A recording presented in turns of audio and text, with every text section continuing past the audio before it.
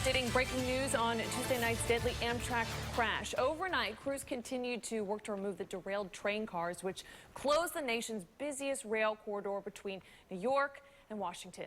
Well, investigators now know the train was traveling 106 miles an hour when the engineer hit the brakes, but the train slowed only to 102 miles per hour when it entered a curve in the rail. 7 people died in that crash. That engineer is not speaking to authorities. Yeah, but Ashley, we found someone who is talking about what might have happened in this ABC Action News exclusive. While you were sleeping, we talked with an Amtrak train conductor who says he trained the conductor on that derailed train and used to work on that same train.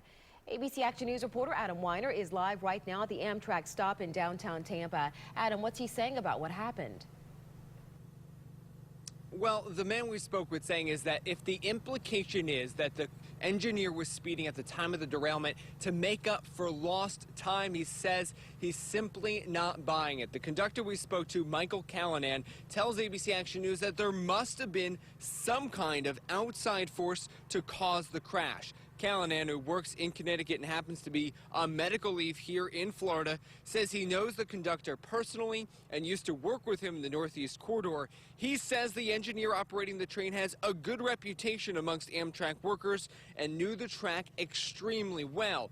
Callanan says the engineer would know how to make up time on the trip without speeding and would know where on the track is simply too dangerous to speed even a little bit, let alone double the speed limit. I'm hearing from coworkers, and this is only speculation and on social media, that a brick may have been thrown at the train. And that's why it was thrown into 105, 106 miles an hour, because he had his hand on the throttle, and that's why this may have occurred.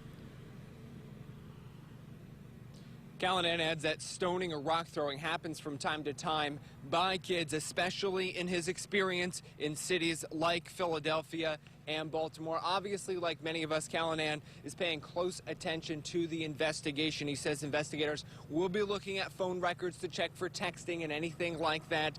And I'm going to have more insights from Callanan, including what it was likely happening on the train right after the derailment. We'll have that coming up in the next half hour. For now, live in Tampa, Adam Weiner, ABC Action News.